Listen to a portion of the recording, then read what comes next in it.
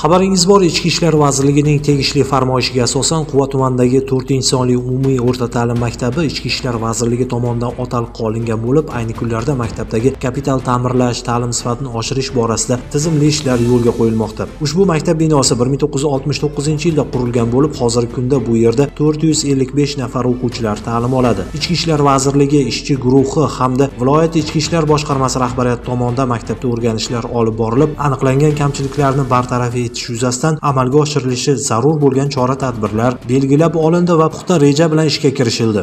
Dastlab maktabda obodonlashtirish va ko'kalamzorlashtirish ishlari yo'lga qo'yildi va bu jarayon davom etyapti. Ushbu ta'lim maskani hamda Ichki ishlar vazirligi Farg'ona akademik litseyi o'rtasida yo'lga qo'yilgan mustahkam hamkorlik ta'lim sifatini yuksaltirishda dastlabki qadam bo'ldi. Endilikda litseyning tajribali o'qituvchilari ushbu maktabdagi ta'lim sifatini oshirishga uslubiy jihatdan ko'maklashadilar. Ikki ta'lim muassasasi o'rtasidagi hamkorlik mevasi sifatida tashkil etilgan ochiq eshiklar kuni esa o'quvchi yoshlarda unutilmas taassurot qoldirdi.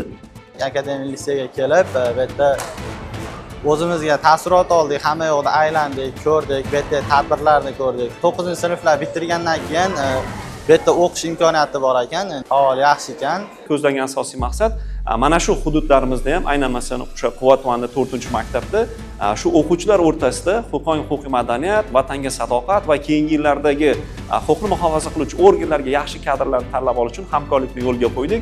Uni amaliy isboti bugungi kunga kelib 100 nafardan ortiqroq shu tumandan, shu aynan 4-sonli maktabdan o'quvchilarning o'zi kelishi bu bizim kutilmagan bir katta sovg'a bo'ldi, chunki bugun ular tanlovlarda ochiq, shaffof qatnashib ko'rishyapti.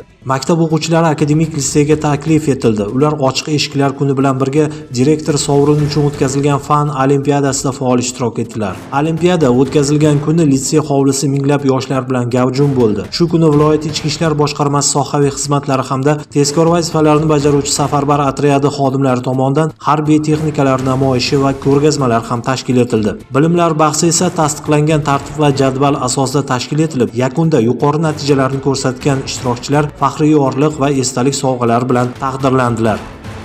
Albatta bu birinchi navbatda mana shu litsey rahbariyati, ichki ishlar tizimidagi rahbarlarimizning tashabbuslari deb bilaman. Aynan shu hududda shu maktab bizga biriktirilganligi munosabati bilan o'quvchilarni ham jalb qila oldik. Tez jarayonlarda ishtirok etar ekanman. Ularda shu narsani ko'rdimki, ertangi kunga bilimga bo'lgan chanqoqlik ularda yuz harakatlarda ham bilinib turibdi.